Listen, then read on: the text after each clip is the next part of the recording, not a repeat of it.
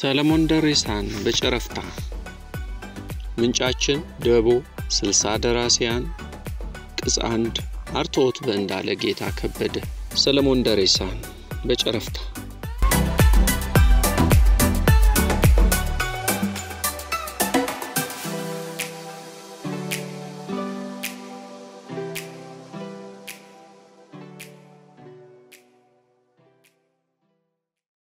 ሰለሞን ገጣሚ ነው። ሰለሞን ሐያሲ ነው። ሰለሞን አሰላሳይ ነው። ሰለሞን ለንትርክ ለውይይትና ለሙግት የተጋለጠ የህይወት ፍልስፍና ያለው ሰው ነው። እንደ ገጣሚ 2 መጽሐፍት በአማርኛ ቋንቋ ለንባብ አብቅቷል። ልጅነትና ዘበትልፊቱ ተብለው የሚጠሩ በሁለቱ መጽሐፍት መካከል የ28 ዓመታት ልዩነት አለ። የኋለኛው መድብል የፊተኛውን የመሰለ ነው። ይሄኛውም እንደ ቀዳሚው ከነባሩ ያጻጻፊት ባህል አፈንግጧል። አሟጋችነቱን ቀጥሏል። በበኩሌ የሰለሞን ደሬሳ ግጥሞች እኔ ሳነባቸውና ምሁራኑ ሲተነትኗቸው የተለያዩ ይሆኑብኛል። ግጥሞቹ እንደ ሌሎቹ እምር ገጣሚያን ቤና አይነኩትም፣ አይመስጡትም። ከግጥሞቹ ይልቅ እሱ ራሱ ስለ ግጥሞቹ በየመጽሐፎቹ መግቢያ የሚተነትናቸው ሐሳቦቹ ያዝናኑኛል፣ ያጫውቱኛል፣ ያሳስቡኛል። የግጥሙ ዋና መልእክት ይላል በልጅነት መጽሐፉ ግጥም ውስጥ የተሸነቆረ ሳይሆን ራሱ ሊሆን ስለሚያሻ የግጥም የፍልስፍና ማስተላለፊያ መስበኪያ ወይም የምስጢር ጎተራ አይደለም። እንዳጋጣሚ እነዚህን ሁሉ ሊያካትት ይችላል። ሰው እንዳጋጣሚ ጠበቃ ጋዜጠኛ እንደሚሆን ግን ጠበቃም መደቡ ላይ ሲጋደም ጥብቅናውን ረስቶ በቅድሚያ ወንድም አባት ባል እንደሚሆን ይላል። ከግጥሞቹ ይልቅ በመገናኛ ብዙሃኑ የሚሰነዝራቸው ሐሳቦች ለብዙ ጊዜ አብረውኝ ይከርማሉ። ከግጥሞቹ ይልቅ ስለነሱ የሚባሉ እንካሰላንተያዎች ይመስጡኛል። ያ የጣዕም ጉዳይ ነው። የግድ እንደ ዘመነኞቹ እንደ ጸጋዬ ገብረ መድኅን ወይም ገብረ ክርስቶስ ደስታ ወይም ሰይፉ መታፈሪያ ፍሬው እንዲሆንልኝ መጠበቅ የለብኝም። እሱም እንደኔ ግጥሞች አይገቡንም የሚሉ በስተውበት ነው መሰል በአንድ ወቅት እንዲህ ብሎ ነበር። ግጥሞቼ ከህዝብ የማስተዋል ችሎታ በላይ አይደሉም። አስቸጋሪ ግጥሞች ናቸው የሚሉ ሰዎች በአንድ ደቂቃ ውስጥ ግጥም ማንበብ የሚሞክሩ ናቸው። ካኘኳቸው ይዋጣሉ። በመላሴ ገርፌ ልሸኝህ ሲሏቸው ጉሮሮ ላይ ይሰነቀሩ ይሆናል። ግጥምን የሚወድ ሰው መጀመሪያ እያንዳንዱን ቃል ለመገንዘብ ካነበበ በኋላ ዳግመኛ የእያንዳንዱን ግጥም ዜማ ለመፈለግ ብቻ ማንበብ ይኖርበታል። ዜማውን ካገኘ በኋላ አሰልሶ ቢያነበው አብዛኛውን ጊዜ ማንኛውም ግጥም ቀላል ሆኖ ያገኘዋል። ይህንን ለማድረግ ጊዜ የሌላቸው ግን እስኪ ጠግቡ በልተው ፈጣሪን አመስግነው መጽሐፍትን ለሚያነቧቸው ትተው ማንገላቻቱ ይቀላቸዋል። አንዳንዶቹ ደግሞ ሳሙኤል አዳል፣ ብርሃኑ ገበየው፣ ገዛኸኝ ጌታቸውና ሌሎች የሥነ ጽሑፍ ባለሙያዎችን ልብ ይሏል። የግጥሞቹን ጥልቀት ለመተንተን ቸልታ ያሳዩ የሥነ ጽሑፍ አርበኛ ነው ይሉታል። ግጥምን በሌላ መነጽር ያየና ያሳየ ነው ይሉታል። ለምሳሌ ሳሙኤል የአማርኛ ስነ ግጥም እድገት ከጥንታዊው ክፍለ ዘመን እስከ አዲሱ ትውልድ በሚል ርዕስ በጻፈው አንድ ጥናቱ ሰለሞንን እንዲህ ገልጸዋል። የሰለሞን የስነ ግጥም አስተሳሰብ አዲስነት ጥልቅ ከሆነ የሰው ልጅ ፍልስፍና ላይ የተመሰረተ ነበር። ይህ ትውልድ ማንነቱን ለመረዳትና የድርሻውን ለማበርከት በህሊናው የሚጉላላውን ጥያቄ በሚከተለው መልክ እንደዋዛ አስቀምጦታል። አንዳንድ ጥያቄ አለ 10 ተጠይቆ 10 መልስ አግኝቶ ዳግመኛ 10 የሚጠየቅ ከየት መጣን፣ ወዴት እንሄዳለን፣ ለምንስ እንሄዳለን እያለ። እንግዲህ አንድ ትውልድ ማንነቱን ከተረዳ ኪነ ጥበቡንም ለመምረጥ ነፃነቱን የጠበቀ እንደሆነ ሰለሞን ያስረዳል። ሰለሞን በ1960ዎቹ በተለያዩ መጽሔቶች በአማርኛና በእንግሊዝኛ ቋንቋ የጻፋቸውን በስዕልና በስነ ጽሑፍ ላይ የሰጣቸውን ትችቶች አሳድጄ አንብቤያለሁ። በብዙዎቹ አጀብ ነው ብያለሁ። እንዲህም የሚያስብና የሚያሰላስል ሰው አለለካ አስብሎኛል። በዚህ መዳፍን አፍ ላይ በሚያስጭን ችሎታው ስለምደመም ጽሑፎቹንና ቃለ መጠይቆቹን አንብቤ አልሰለቻቸውም። ያላንዳች ጥርጥር ሰለሞን የራሳቸው መንገድ ካላቸው ኢትዮጵያዊ የድርሰት ሰዎች መካከል አንዱ ነው።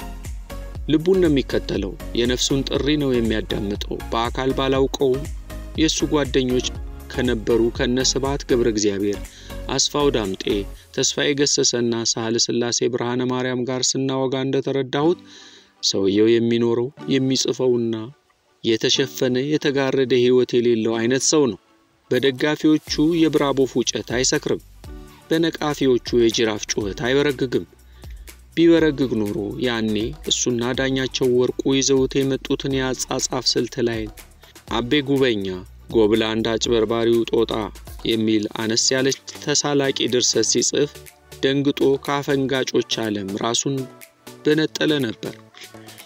ቢበረግግ ኖሮ ስነ ጽሑፍ የህብረተሰቡን ሕይወት የመግለጽ ግዴታ አለባት እያሉ እነ ዮሐንስ አድማሱና ብርሃኑ ዘሪሁን የሙግት ጠረጴዛ እፊት ለፊቱ ሲዘረጉ እሱ ግን ልክ እንደ ጋሽ ስብሐት ጥበብ ለራሷ ፋይዳ ነው መጻፍ ያለባት ከሚለው አመለካከቱ ፍቺ በፈጸመ ነው። በነገራችን ላይ ሰለሞን ልክ እንደ ጓደኛው ስብሐት በ1960ዎቹ በሐምሌት ተውኔት ላይ ተውኗል።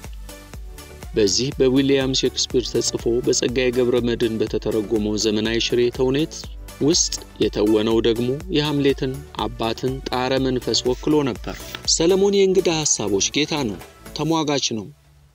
በእውቀቱ ስዩም በአንድ ጽሑፉ ወዳጅ ባታደርገው እንኳን ለፍልሚያ የምትመርጠው ሰው ነው። እንድታስብ የሚገፋፋ አርፈህ እንድትቀመጥ የማያደርግ ሰው ማግኘት መታደል አይደል በማለት ይገልጸዋል። እውነት ነው። ሰለሞን አስቦ ለሐሳብ አሳልፎ ይሰጣል፣ ያሳስባል።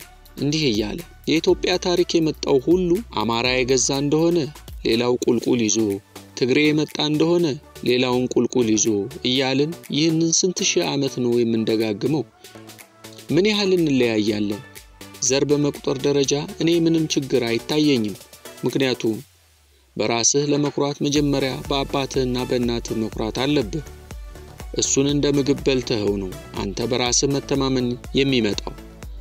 ለምሳሌ እኔ ከትግራይ ሰው ጋር ተገናኝቼ የማጫውትህ የትግራይን ትልቅነት ነው ቢለኝ በልቁጭ በልና እንጨዋወት ነው ምለው። ከዚህ በላይ ምን ያጫውተኝ? የወለጋውን እንዲያጫውተኝ የሱ አይደለም። ከጎንደር የመጣ ሰው የጎንደርን ትልቅነት ላጫውት ሲለኝ ሌላ ምን ያጫውተኝ? ጎንደር የሄድኩት የዘመዶቼን ትልቅነት ለመስማት አይደለም፣ የእነሱን ትልቅነት ለማየትና ለመስማት ነው። ከዚያ ባለፈ ግን ስንት ኦሮሞ ከብት በነዳበት ሀገር እኔ የጠራው አማራ ነኝ ወይ እኔ ንጹህ ትግሬ ነኝ ሲሉኝ አነጋገሩ ለማዋቅሽ ታጠኝ ነው። በሴት አያቶቻችን በራፍ ላይ ማን እንዳለፈ ስንቶቻችን የምናውቀው? የኔን ጥሩ ኦሮሞነት እግዚአብሔርና የሴት አያቶቼ ብቻ ናቸው የሚያውቁት። የሁሉንም እንዲሁ። እንደኔ እምነት ይህ ሐሳብ አሁን በዚህ ዘመን አሁን የኖርነውን ላለነውና በዘመነ ኢህአዴግ በመንግስት ሰበብ ለተዘራብን ለተንሰራፋብን ክፉ ደዌ ፍቱን መድኃኒት ነው። ከተጣባን የዘረኝነት መንፈስ ነፃ እንድንወጣ የሚያግዘን፣ ራሳችንን እንድንገነዘብ የሚያግዘን፣ እየገዘገዘን ያለው ጠላታችንን እንዴት መርታት እንደምንችል የሚጠቁመን። ሌላ ጊዜ ደግሞ ከያሬድ ጥበቡ ጋር በአንዲት ዘለግ ባለች ግጥሙ ላይ ሲወያዩ እንዲህ አለ። እኔ እንደሚመስለኝ ከላይ ከሰሜን እስከ ደቡብ ከምዕራብ እስከ ምስራቅ ከጋምቤላ እስከ ምጽዋ ድረስ ብንለያይም ባንለያይም ተመላልሶ የሚመጣ አንድ ችግር አለ። ዘለን አዲስ ነገር ጠልቀን ቀምሰንና በልተን ከገደለን ገደለን ካመለጥንም ተዋህዶን እናድግበት ይሆናል። ግን ሁልጊዜ አጣሪ እንፈልጋለን፣ እንጠራጠራለን። እንዲያውም ተጠራጣሪነታችን ሰውን ብቻ ሳይሆን እንደሚመስለኝ ሕይወትንም ሆነ ይህ ትልቅ ችግር ያለብን ይመስለኛል። ይሄ ነው እንግዲህ የኢትዮጵያ ክፋቱ፣ የሕዝቧ ብዛት፣ የቋንቋው ብዛት እንደ ሀብት መሆኑ ቀርቶ እንደ ቅዠት ያስፈራን ጀመር። ይህ በእኛ አልተጀመረም ነበር። ሰው የማይመስለውን የሚመስለውን ይፈራል የትም ሀገር። ግን እደግ ያለው ሕዝብ፣ ክበር ኑር ያለው ሕዝብ ፈራሁኝ ተደናገጥኩኝ ያለውም ቢሆን መስራት ያለበትን ይሰራል። እኛ ግን አንፈራም፣ ማንም አይደፍረንም፣ ማንም አይበግረንም እያልን ከቤታችን ደግሞ አንወጣም። ከላይ የተጠቀሰው ጽሑፍ በተጻፈ በማግስቱ የሰለሞን ደሬሳን ከዚህ ዓለም በሞት የመለየት ዜና ሰማሁ። ዜናው አስደንጋጭ ነበር። ሆኖም ግን ከላይ የጻፍኩትን ሐሳብ መሻር፣ መድብሉ በሕይወት ላለ ሰው የሚበረክት ነው ያልኩትን ሐሳብ መሰረዝ አግባብ መስሎ አልታየኝም። የተሰጠውን ሚጢጢ ማስታወሻ ቢያውቅ ደስ ባለን። ግን አልሆነም። በባዕድ አገር አረፈ። እንዲህ ብሎ ነበር ዘበትልፊቱ ውስጥ ፍራፍሬ በሚለው መድብሉ ኢትዮጵያን ሞሽሬ ሳልቀበል ረገፈ ያቆጠቆጠ ቅጠል በለዘ ፍራፍሬ ሳይበስል ዛገ ልሳኔ አፎታጣ ሾተል ተለይቼ ልቀር ተለይቶ ቀረ። ሰለሞን ሕይወቴን በሙሉ እስከ ዛሬ ድረስ የኖርኩበት የመሸበት አድራለሁ ብዬ ነው። ስሞትም የመሸበት እቀበራለሁ። ነፍሴ ወደ ሄደችበት ትሂድ። እኔ ለእሷ ለነገ ግዴታ የለብኝም። ያለብኝ ግዴታ ዛሬ ካንተ ጋር በሐቅ መገናኘት ነው ይል ነበር። ወደ ኢትዮጵያ ለመመለስም ከፍተኛ ናፍቆት ውስጥ ነበረ። የመሸበት ቦታ ተቀበረ። የተመኛትን አገር ረግጦ የሕይወት ዘመኑን ለመጨረስ የነበረው ምኞት ግን ባጭር ቀረ። በሚኒሶታ ግዛት ሚኒያፖሊስ ተቀበረ። ጥቅምት 23 2010 ዓ.ም እንዳለ ጌታ ከበደ ደቦ 60 ደራሲያን